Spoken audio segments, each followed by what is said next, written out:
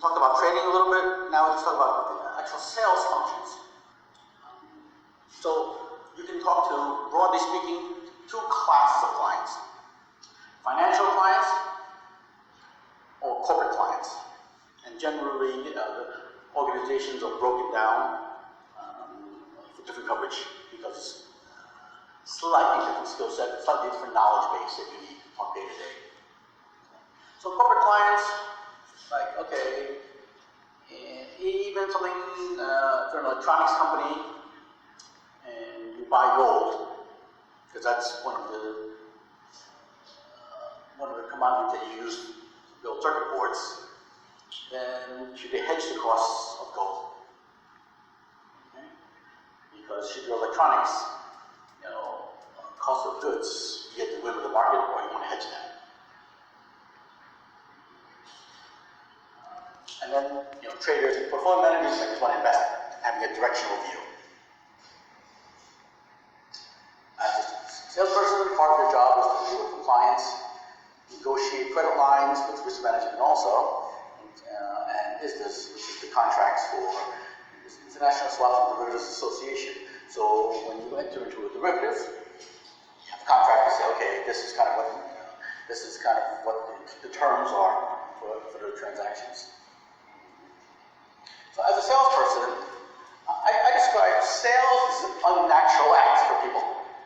Because most people, us being social creatures, we like confirmation, rejection's a bad thing, because who likes to be rejected?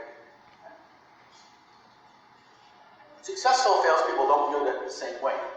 It's not a rejection, it's a numbers game. Okay? And if you're able to get that mindset, say it's not a personal rejection, it's business. Okay? And you play the numbers game, right? You'll do well. And the more efficient you do it, the better at it, you just get a higher hit ratio. Think about baseball. If you're batting .333, that means 2/3 of the times you're out. Right? You only have to succeed 1 out of 3 times. It's like, oh, that seems like kind of a negative thing. You get rejected 2/3 of the time. But all you need is to bat 300, 350, and you're considered a superstar. Same in sales. And the other thing also is, okay, you work for the company. They know that you're trying to make a profit, and generally they don't begrudge you for that. They just want you to be kind of honest with regard to what you're selling to them. Okay? So you're really balancing the needs of the clients and the firm. You can't be giving away the shop. You can't be a continuous loss leader to get a happy client and an unhappy boss because you're not making money. The lights have to be paid for. Your bonus has to be paid for. There's always a balance, and that oftentimes requires the ability to say no to the client. Okay? You can't always say no or you get no business, but this is kind of managing the relationship, okay, of that balance. So, basics, supply and demand. As a salesperson, able to explain that. As a trader, kind of see what the trends are. So I'll use gold as an example. There's a consumer demand for gold, jewelry. The biggest one's actually India, one of the countries. There's industrial use for gold for electronics. There's a financial purpose for gold. In times of stress, people move money to gold because they think it maintains wealth while all the stock markets are crashing. So there are different things. And as a trader or economist, you have to figure out, okay, out of these 3 or more factors, which one's dominating, to what degree, to figure out if you believe gold's going up or down. There's even, for financial purposes, if you're a gold miner, whether you choose to hedge your production and your sales of the gold or not can affect the gold price. Because what happens is that, okay, if I'm a gold mining company, I have some fixed costs. I want to make sure that if gold goes too low, if gold price goes too low, I can't cover those fixed costs. I'll go out of business. So I may, future sell the gold at a certain price just to make sure I lock in a price. Right?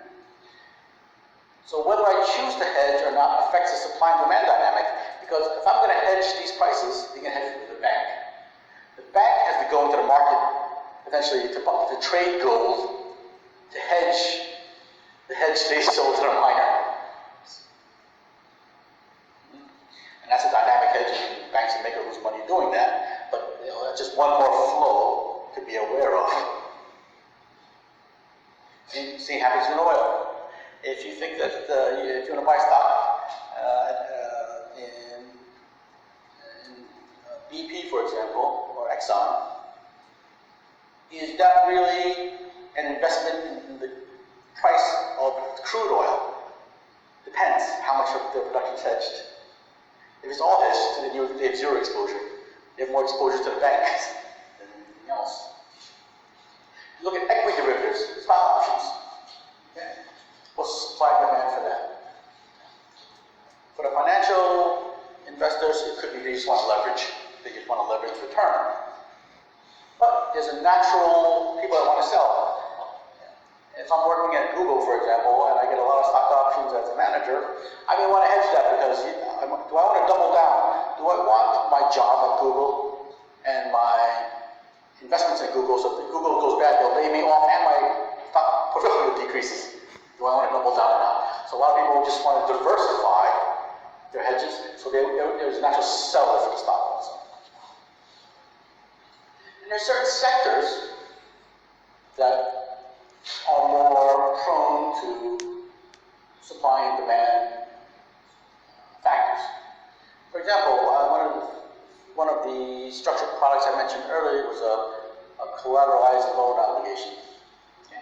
So the idea is to have a diversified portfolio across multiple industries and multiple issuers to decrease the correlation risk. Gaming was popular to put into these structures because it adds diversification. But there aren't a lot of gaming companies that have that. So it drove the price up because there was high demand to add diversity to these structured products.